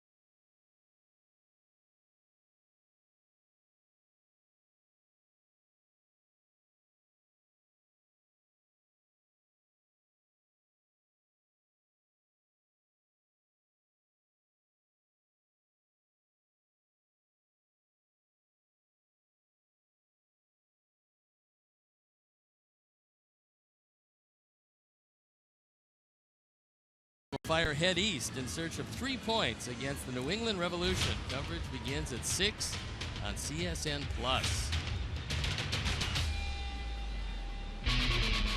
You'll be watching on your second screen. I was going to say I would love to, but I think we'll be otherwise occupied. Well, it'll be one of those multi-screen experiences that the execs talk about so much. Sounds like a good idea. Upton not having the kind of year that the Tigers had hoped he would when they signed him. You said it earlier, the strikeout number is huge, and by the way, the napkin number is low there. Clean up on aisle 5. You have to eat the ice cream sandwiches rapidly in this weather. And left field, Melky has it cased for out number 1. Sox fans, Sunday, July 24th is Strikeout Stroke Day at U.S. Cellular Field. Join the White Sox in their effort to raise awareness of stroke warning signs and the importance of acting FAST. Purchase your tickets today by visiting whitesox.com/strikeoutstroke. And again, as a reminder, that game Tuesday here at U.S. Cellular Field, Sox and Cubs, to finish off this homestand has been moved. Game time up an hour to 6:10 here at U.S. Cellular Field. And then it's heading over to the north side for the final 2 in a series of 4 straight, home and home against the Cubs.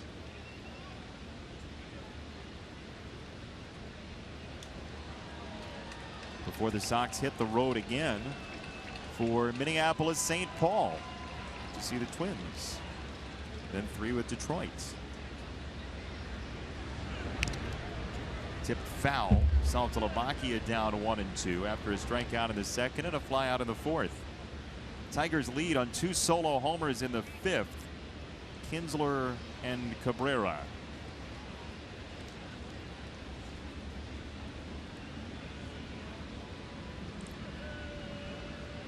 Pitch number 101 on the way on a very warm, a very humid night in Chicago. Abreu stays with it for out number 2.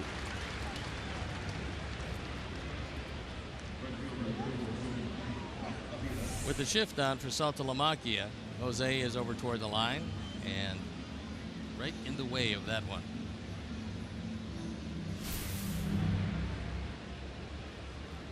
Two down for Aviles.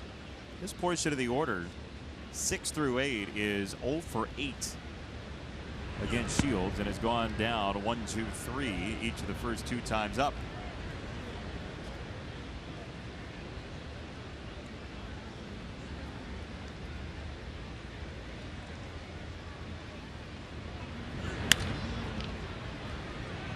Fly ball center field.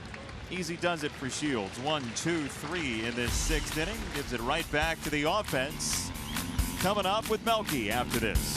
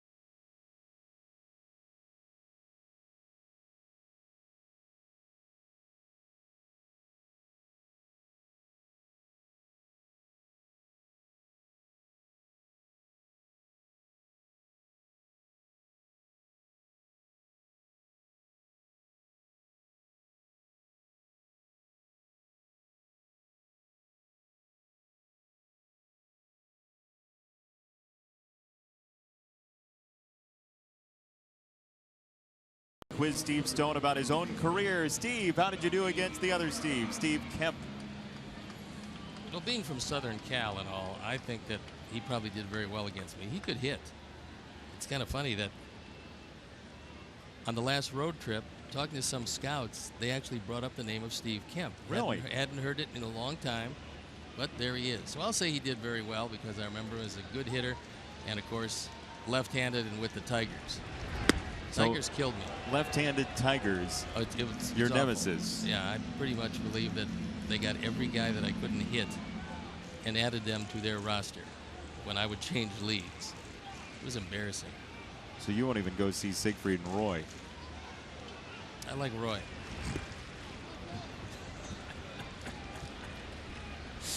Ball and a strike on Melky, who is 1 for 2 tonight.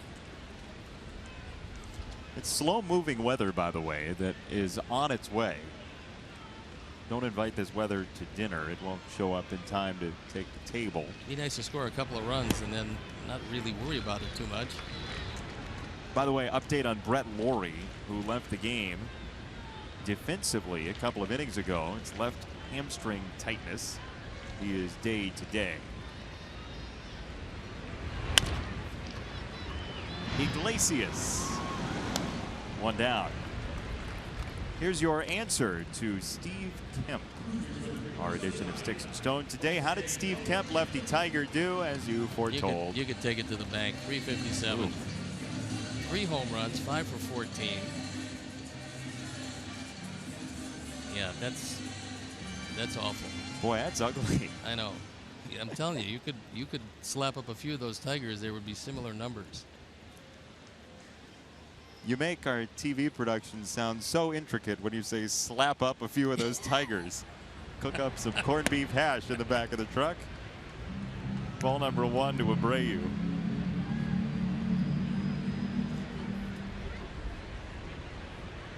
Career 130 home runs for Steve Kemp.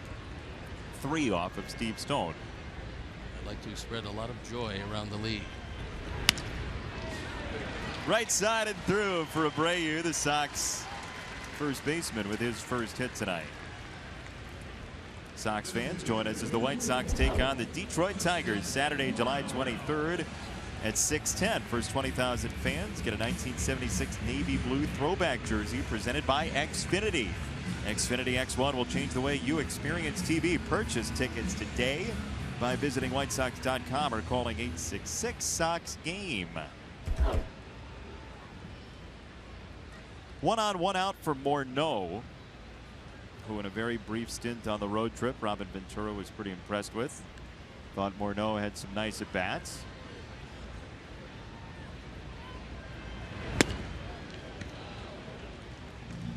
Nothing in 1. There was no doubt that in his prime, he was one of the more dangerous of all those Minnesota Twins. They brought him to the major leagues. He and Joe Mauer still just about equally as popular in the Twin Cities. But the biggest difference was that Morneau always had enough power to hit in the brand new ballpark. When they were in the Metrodome, line drives by Mauer went out to left center, right center field. In the new ballpark, his line drives stay in the park, but Morneau had no problems hitting the ball out of that park or any other park. Anytime you're a lifetime over 280 hitter, you're going to get it done. I just want to find out if this very low risk sign will pay some dividends. It's nearly a 500 slugger for his career as well. I mean, there's a one season in 2010. He only played the 81 games for the Twins. He was slugging .618 with a weighted on base at .448, which is gigantic. Yep. 272 lifetime hitter at the Metrodome. However, some pretty big power numbers. And he's a run producer. The batting average, not all that important. As lightning flashes in the sky, there's ball 1 to Morneau.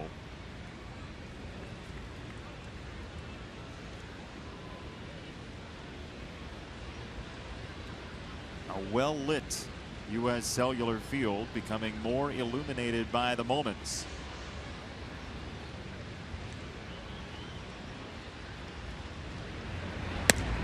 Up high from Pelfrey, 2-2 on Morneau with Frazier next. And the Tiger bullpen starting to work. All Justin has to do is get one up in the air because we've seen it fly out to all fields tonight.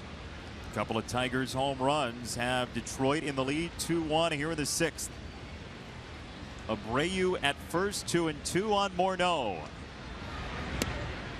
Ball 3.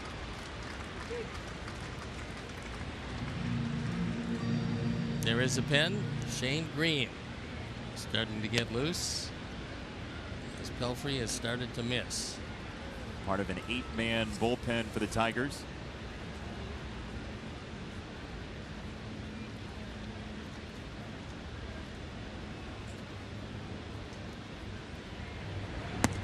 Upstairs, ball 4. First walk tonight for Pelfrey. Puts 2 on with 1 out in this 6th inning.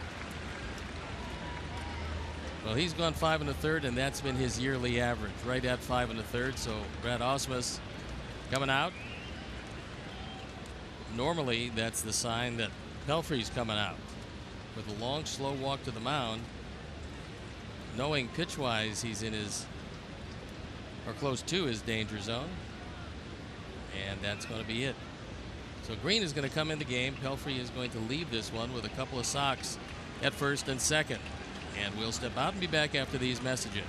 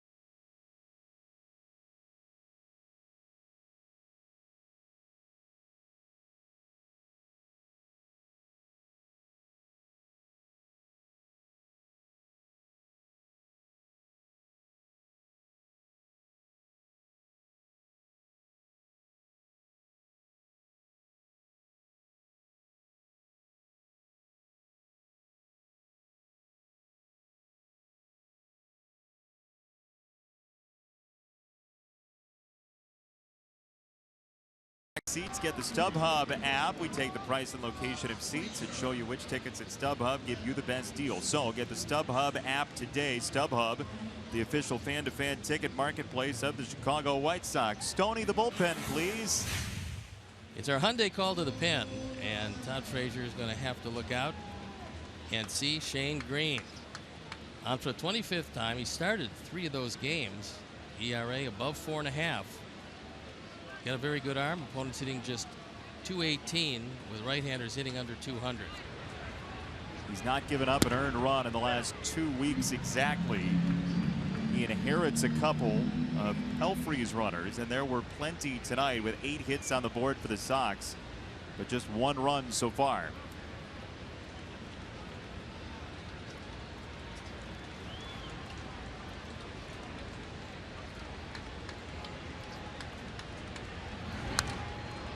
With weather looming, Frazier down 0-2. Already made the announcement for the fans to leave the 500 level and seek some shelter. And there you see it's coming. And it's coming in quickly. Which is why a 3-run homer here would look so good. Frazier is your guy to do it. 28 homers, tied for the major league lead, and down he goes. Low outside. for out number 2 with Saladino coming up. He got ahead and then threw him the wipeout slider. Nice stop by Saltalamacchia. Green has yet to give up a home run this year. Right-hander out of Daytona Beach Community College in his 3rd major league year. Shane Green will get Saladino now with 2 on, 2 out, and a big spot for the Sox in the series opener.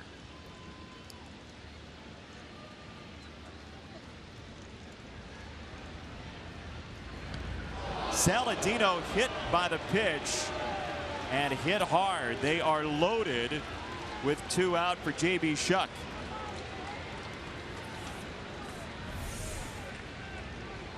Tyler gets crushed by this one. Hits him by the scapula on the left side. Maybe got a piece of the tricep, but it doesn't feel real good as he goes to first base to load him up and leave it up to J.B. Shuck. Well, this year against Green, lefties are hitting about 50 points better than righties. So, ostensibly, you end up with a better matchup, at least handedness-wise, with Shuck. No place to put him. Bases loaded, 2 out, 1-run game. Strike 1. And one of the things that Jose has got to watch at third, because Green has such a late breaking, very sharp slider. That's going to test Saltalamacchia.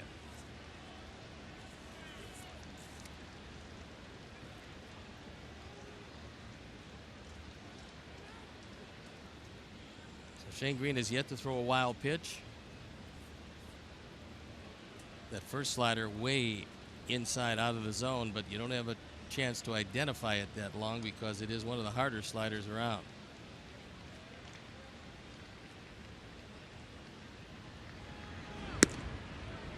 Ball to strike on Shuck. Sox got their lone run in the 3rd on a Tim Anderson RBI single that plated Adam Eaton as the former Yankee Shane Green takes a breath to try to wriggle out of the jam for the Tigers and Pelfrey.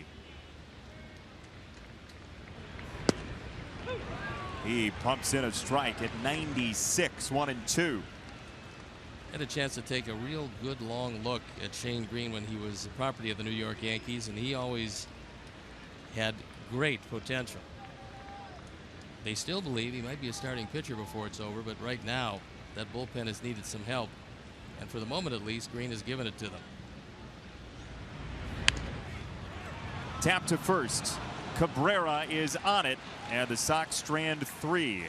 Green does the job despite a hit batter, and Pelfrey leaves with the lead, and the Tigers keep the lead. 2-1 after 6.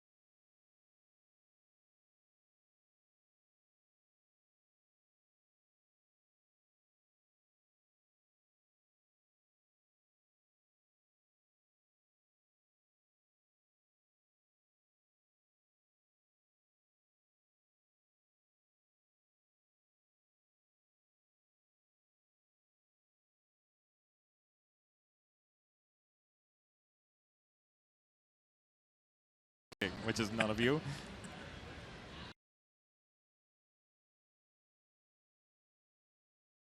Sunday on July 24th. Fans that purchase this special ticket offer can join us in the morning to take selfies with select White Sox players and select Steve Stones. To purchase these special ticket packs, please visit whitesox.com/Selfie Sunday. Always a fun day at the old ball yard. Sunday fun day for you and yours. New pitcher. Matt Albers comes in the game. So James Shields went 6. You look at the numbers of Matt on for the 41st time. ERA 5.34, a 2-4 record. He's got to deal with what will shape up to be a tough inning. Because after Iglesias, you roll right over to the top where Kinsler, Maben, Cabrera, and Martinez reside. Kinsler 3 for 3. Iglesias first takes ball number 1 from Albers.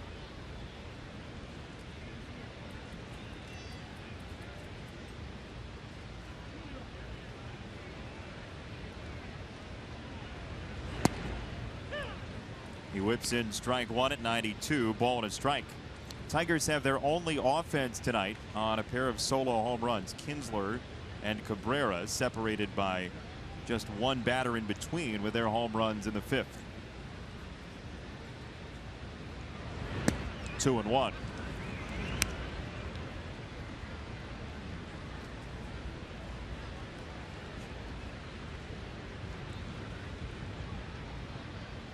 Albers did not throw in that Seattle series. 6 days ago was his last outing at the Angels in that 3-game series just after the All-Star break.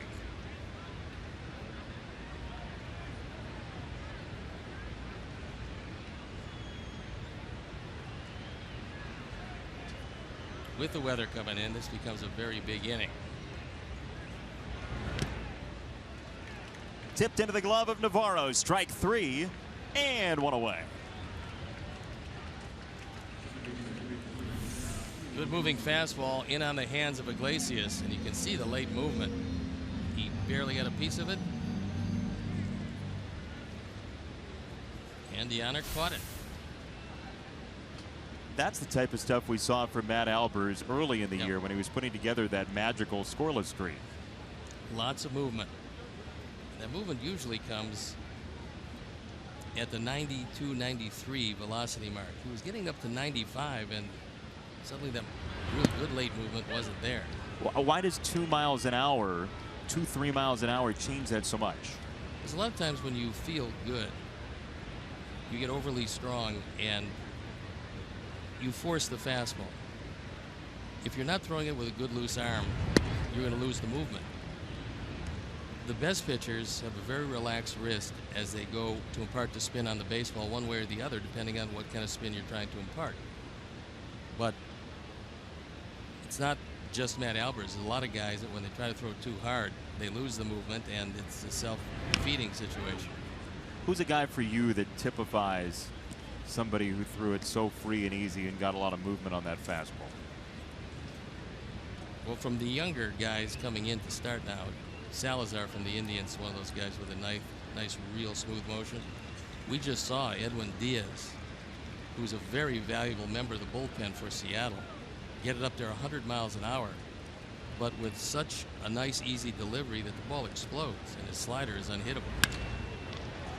Center field, well hit, but right at Shuck. Kinsler's out for the first time tonight, 2 down. I was talking to Robin Ventura about Diaz before the game today. He said that he's one of the best relief pitchers he's seen in a long time. And that was a guy that Diaz was a starter his whole career. He's still a young kid. He just turned 22.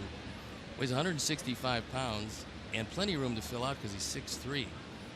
But he has a very loose arm and a very easy delivery to get it there with the velocity that he has.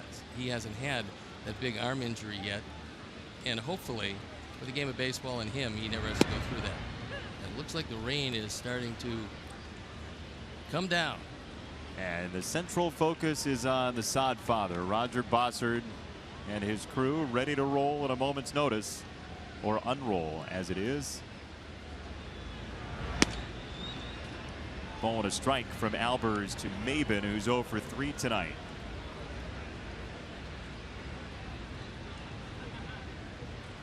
It's one of those storms you look at the radar and there is a big red caterpillar on the way. I'm not sure it's necessarily on the way. I think it's pretty much here. As I'm taking a look at the lights.